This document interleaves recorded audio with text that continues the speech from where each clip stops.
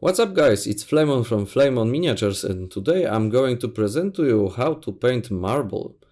As you can see, I'm holding in my hands the base that I am preparing for my Galatus Dreadnought that I started, I guess, a year ago. I needed a break in order to regain my inspiration for this project. It's a really big problem when you're working on something that is that requires a lot of your time. After a while you're losing your inspiration for it, and then if I would force myself to finish it, the effect would not be as good as it will be, because I would just try to have it done. And now I came back with the new amount of energy for it, a new passion. And one of the things that I wanted to create on this miniature, that I wanted to be more extraordinary, is this marble base with a bit of mosaic on its sides and on the corners and on the edges. So if some of you can recognize or have a feeling that you saw this pattern somewhere else, then you are right, because well, it's heavily inspired by the St. Peter's Chapel in Rome, and I got inspired because I was watching the young Pope, and you see the inspiration for painting is actually everywhere if you just want to see it. So long story short, I thought that the floor in Vatican looked amazing, and it could be used for something as amazing as the Emperor's Palace in Warhammer. So I'm trying more or less copy it. Of course, I'm not doing it identical, because that's not my goal. But the pattern of marble on the floor is for me very interesting, so I decided to more or less copy it. But going to the point of today's tutorial is how to paint marble to create a realistic looking effect. The thing about marble is that it's oh my god, forgive me my English, but I will have to go on shortcuts sometimes. It is melted rock that was melted under a very big pressure, and because of that, on marble you can see shape in which the melted rock was moving. So then you can see veins on its surface, and these veins, like in here, has small black dots. And I'm sorry, I didn't read exactly on Wikipedia or anywhere how is marble created. I just see that we can see the direction in which the rock was moving when it was still melted, and what we need to do is to recreate it. Here is black marble, that is the easiest and the most effective with the bright beige marble, in my opinion, but they behave a bit differently. They look different. Because on black marble, you've got black surface and veins, elements like this, while on beige marble, you have not only veins, but also these color shifts, like this in here. You can have also more complicated patterns, like in here, because, like I said, it's stone, so it will have different shapes, different colors, different colors also. But I will focus on simpler version because I actually like to keep it simpler. And here is brown marble that is more complicated because from the reference photos that I found in internet, I discovered that most of them has this kind of a square looking cracks. These are not cracks, but while in the rest of the marble types you've got mostly veins and shapes going in one direction, this looks like it's cracked in the squares. So it looks a bit different. But I will mostly focus on black and beige today because they are easy and effective. So I will start with beige marble, and for painting it I will use flat earth. As you can see, I already have beige base color. It was, I don't remember how it was made, but what you need to do is to have more or less beige, very bright color, and that's it. So you can mix any of your paints that you like. Remember that marble has so many different color variations, so it's not like you made it more yellow or more reddish, then you're wrong. You're not. There are many versions of it. It's just the matter of what you like. Okay, so let's go with this flat earth.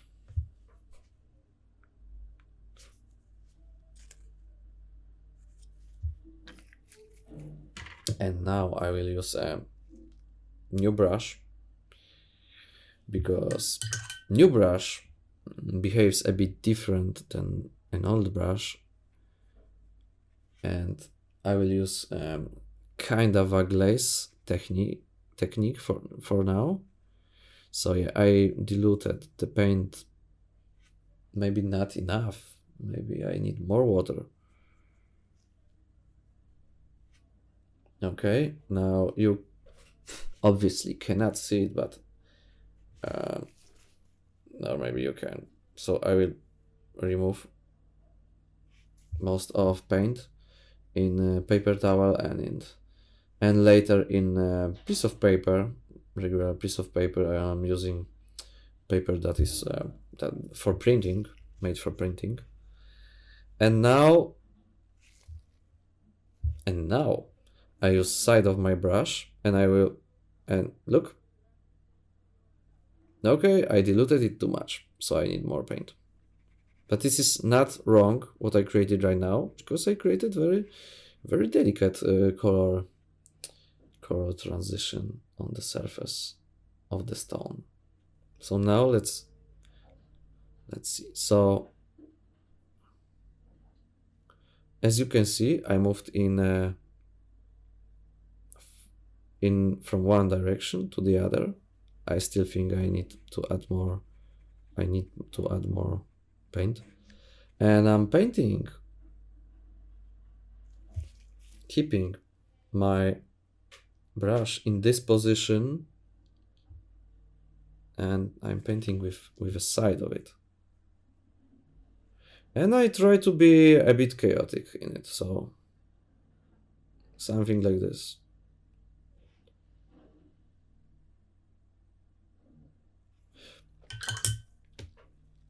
And here I have too much paint, so I removed quickly paint from my brush.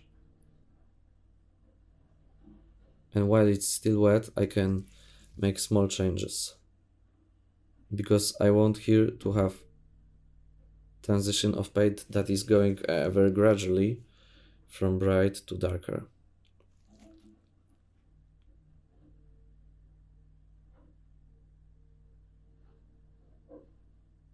And here, unfortunately, I left a bit too much paint.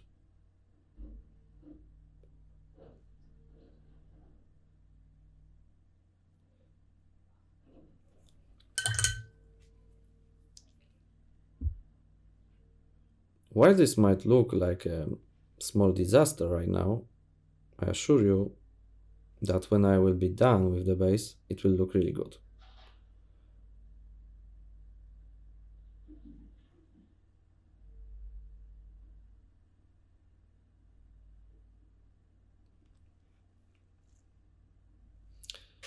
I already see potential for painting veins in here.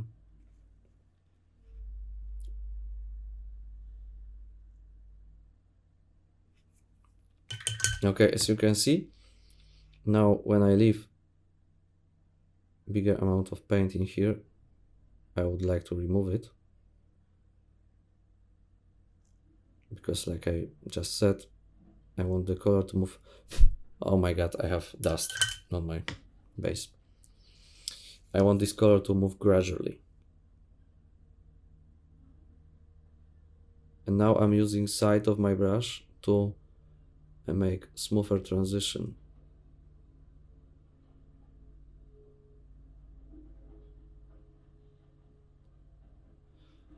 I have just water on my paintbrush right now.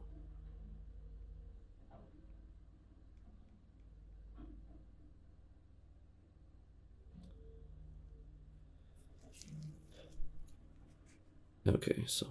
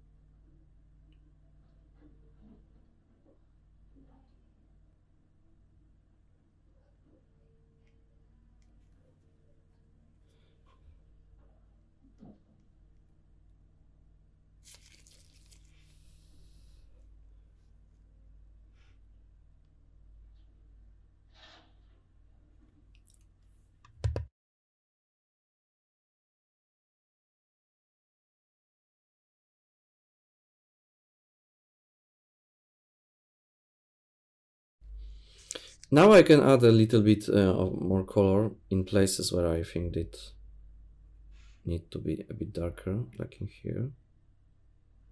So I do the same thing, but in more controlled way.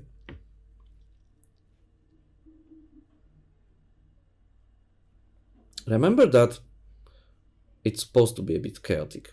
It shouldn't be perfected. I have to keep reminding myself that because I like to have control over everything. And in this case, I should let it go a little bit because it will actually look better if I won't be so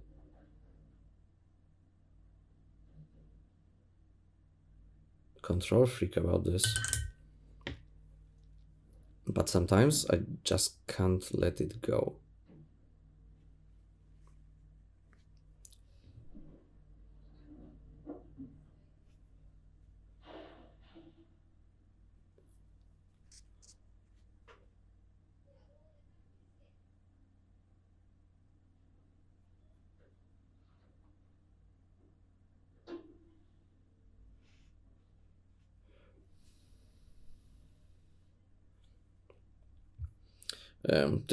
The dreadnought will have one of his foot in here, so I could actually relax more about this. But I cannot. One of the reasons is, as you can see, I have a dust particle in here, fiber. I'm never sure how you should say, particle or fiber.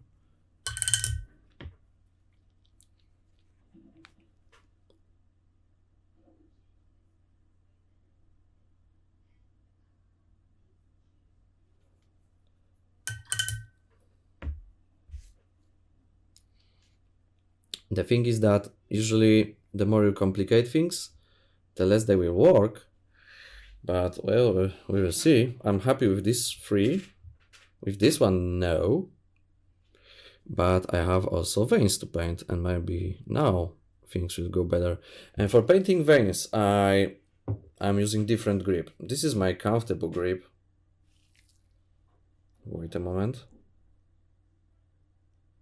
Okay, this is my comfortable grip that I use for painting. It goes like this.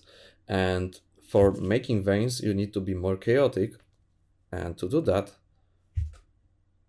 I'm painting like this. This is my grip for painting more chaotic things, because I still have control over the paintbrush, but the tip of the brush won't listen me as much as it would if I would hold it how I usually hold it.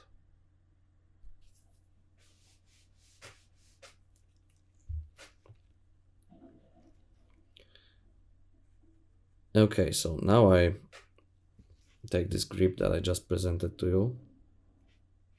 You don't have to move your wrist so far from the tip of the brush. The whole thing is to destabilize your hand, but not to the point where you cannot work. You need to have some control over what you're doing, but just not too much. Okay, let's start with the first vein.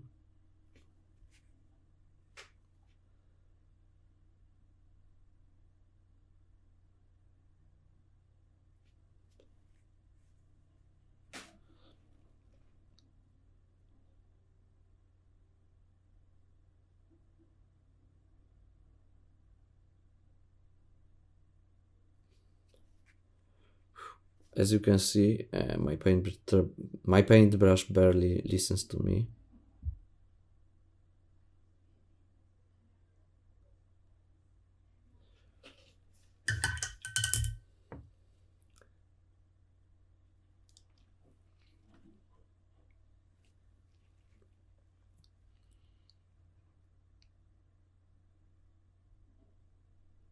Okay, I need to switch to my older brush, which has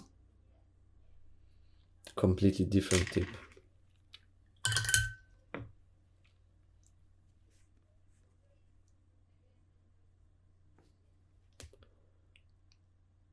Oh my god, it's not in a good shape.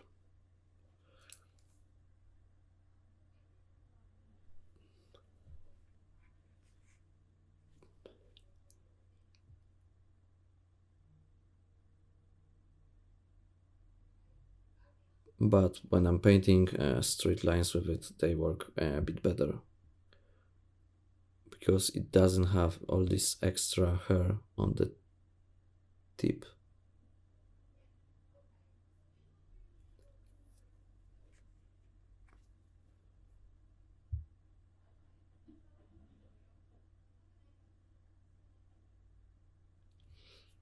If you want to find inspiration for painting these veins, I recommend you, of course, watching Real Marble, and I'm also I also use from my memory right now, but in general I watched a lot of patterns that are being created by lightning strikes, so I use this also as the reference.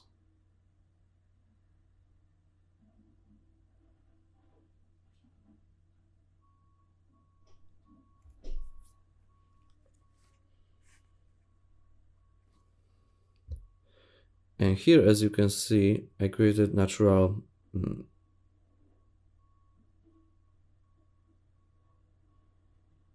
sorry, I don't speak when I'm painting really fine lines. So the shape that I created previously created something weird in here, and I decided to simply use it for creating another shape, and try to create shapes like this on your marble. It makes it more realistic too.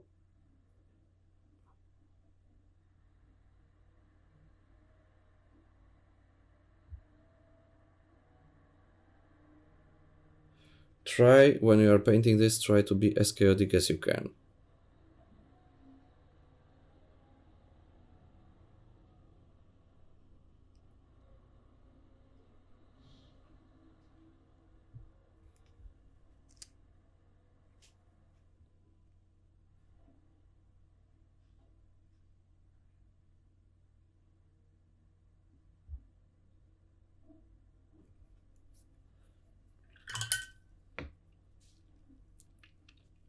Another thing to remember is that you should not make too many of these veins.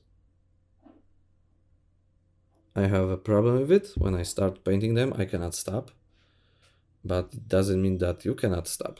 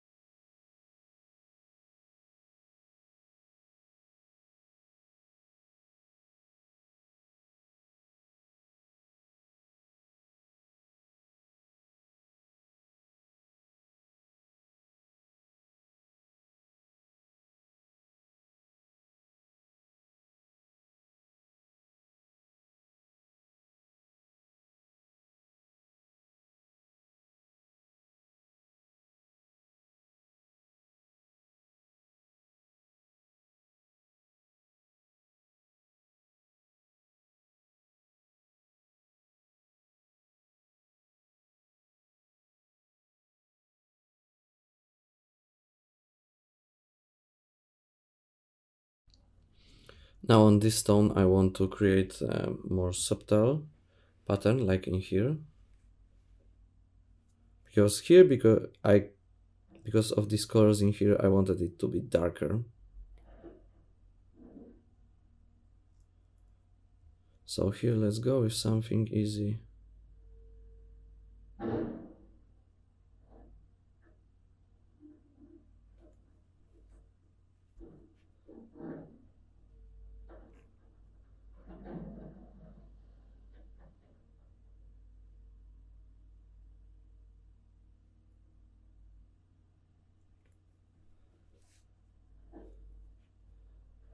Okay, it's good to create, like I said, shape like this.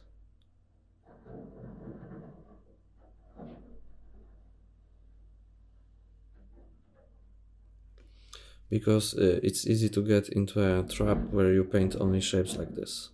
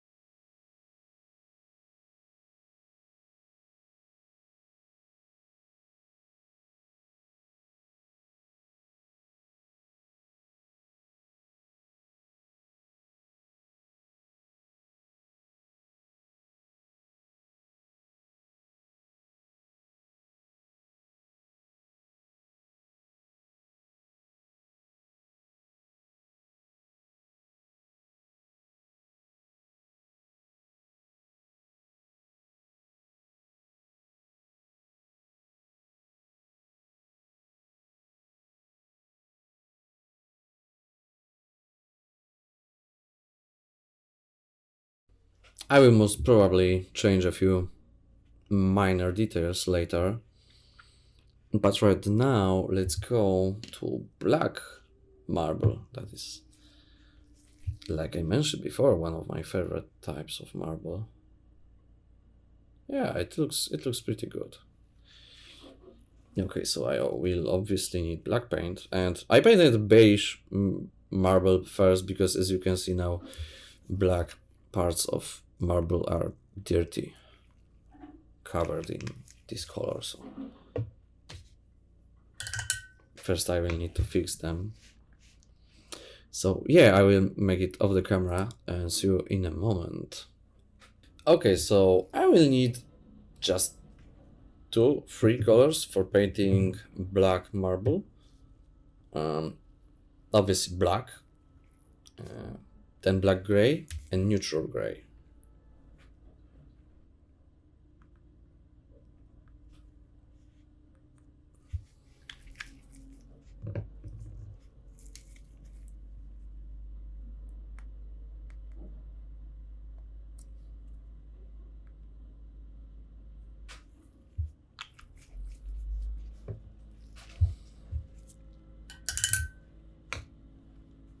Oh, I can see I missed a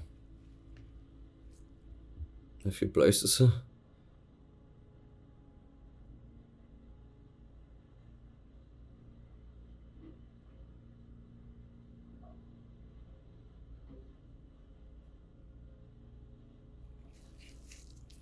Yeah.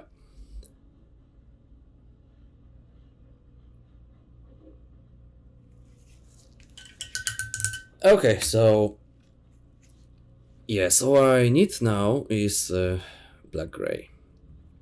Black gray I will paint a bit differently. I have my older brush, and I also paint in a different direction because I think that this will look more natural in this way. So I like to paint 1 or 2 big blobs through the whole surface, and I'm trying to make it chaotic as well.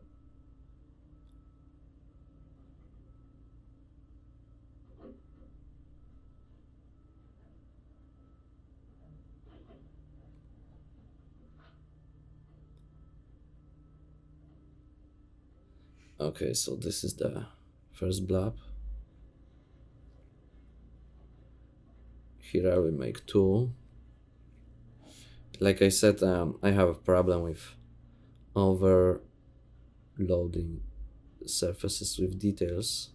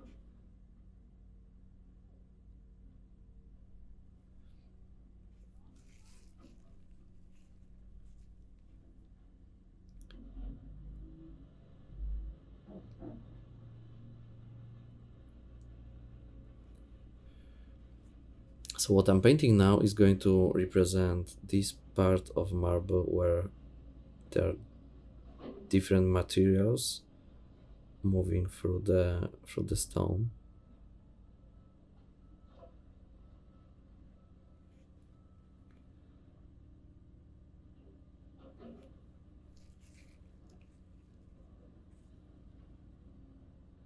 The easiest place to apply it is on the corners.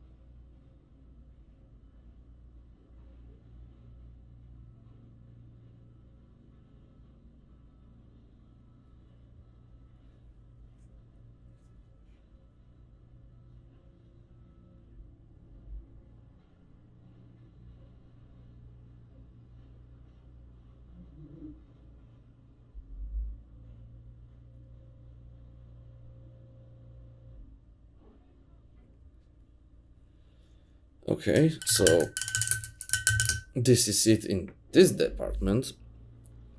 Now I need to paint veins, and I paint them in the same exact way like this on beige marble. So I'm trying to create less controlled lines.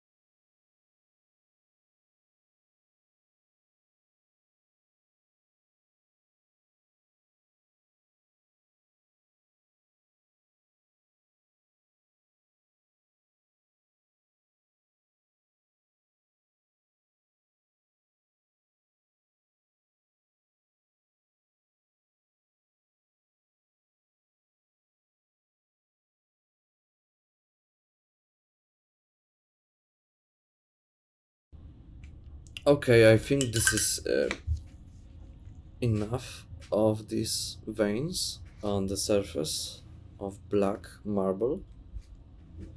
Now I will paint brighter veins with neutral gray.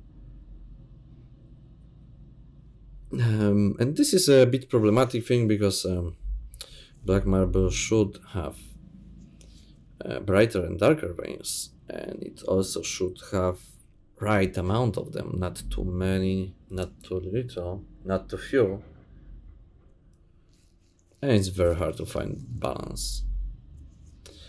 And these big veins that I painted in here, okay, I need to find, okay, I guess this is the right angle. They need to be highlighted, and inside of them I should have another structure.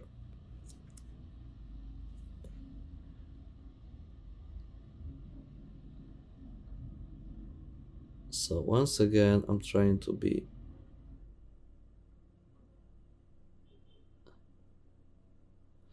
a bit chaotic with my work.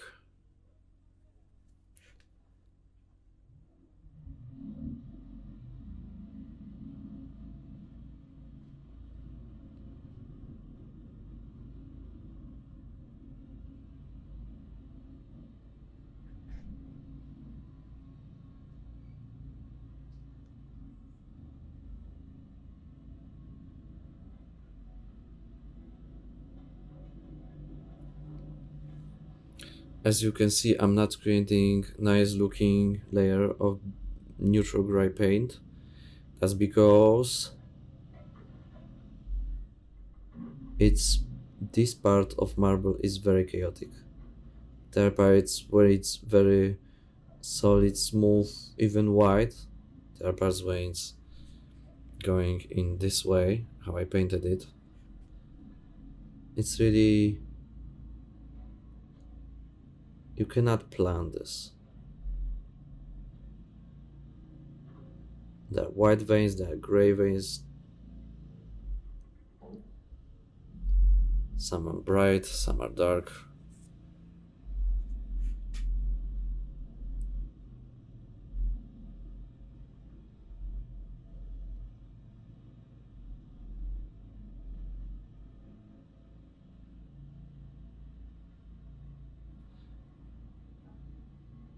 Lots of, a lot of things is happening in there.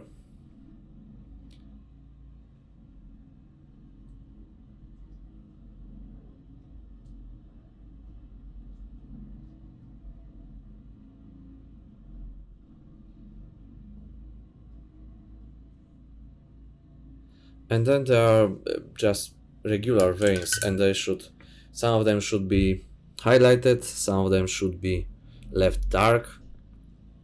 It's also a bit complicated because you just need to, I don't know, I guess you just need to feel it.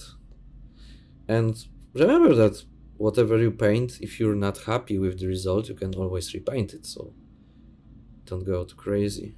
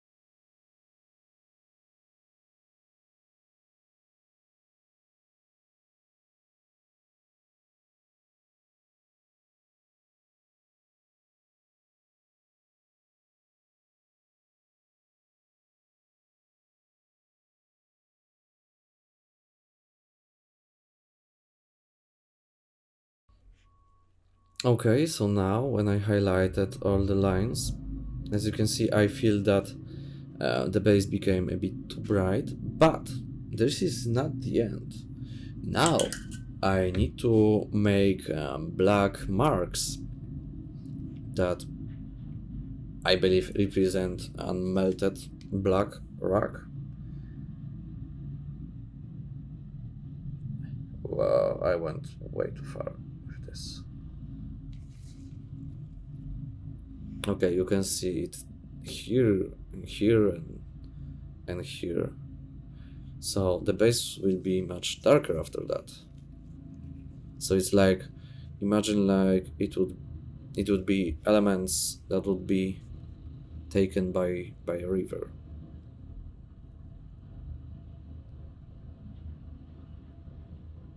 And they have to be rounded.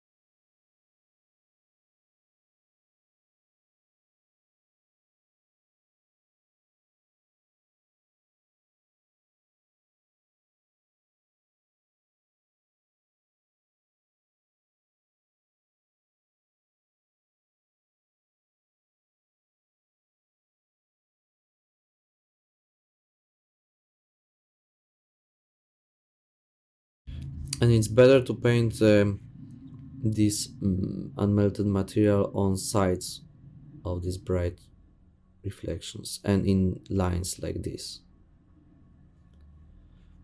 Leave. Of course, you can paint something in the middle as well. You just need to see if this will fit. From my perspective, it works the best when it's on the edges.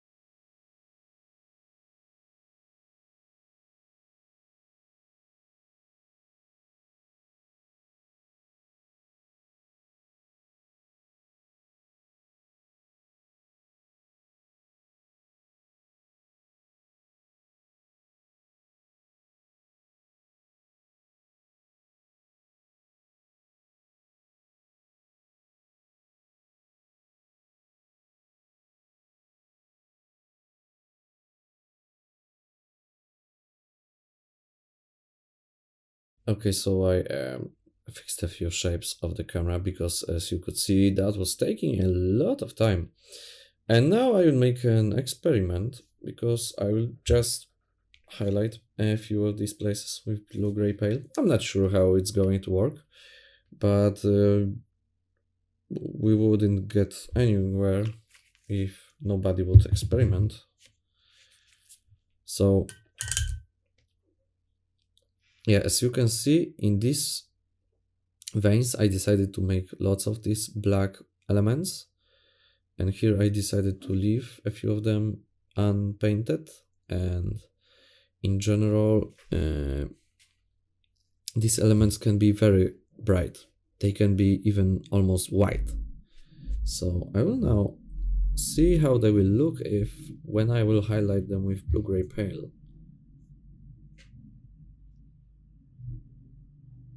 Let's see. Okay, so I want to talk now because it is a very precise work.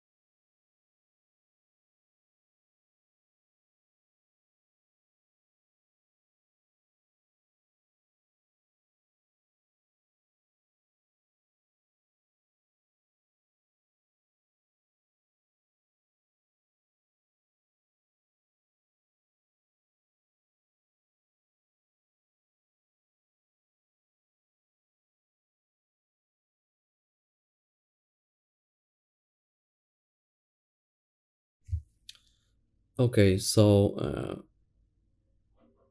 I will of course paint the rest of the details, but I think I will stop in here because, as you can see, this video tutorial is already pretty long, and yep, I need to make a few things more, but I think it's pretty much okay.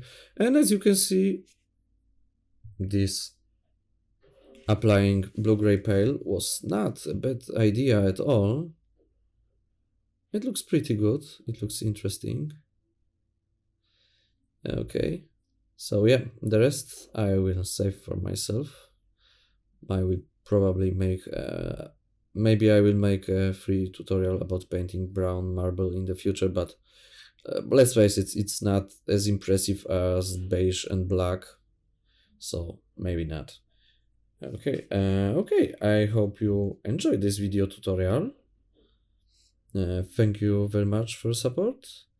Don't forget to subscribe to my channel I will make more free video tutorials in the future, and see you on the next one. Bye!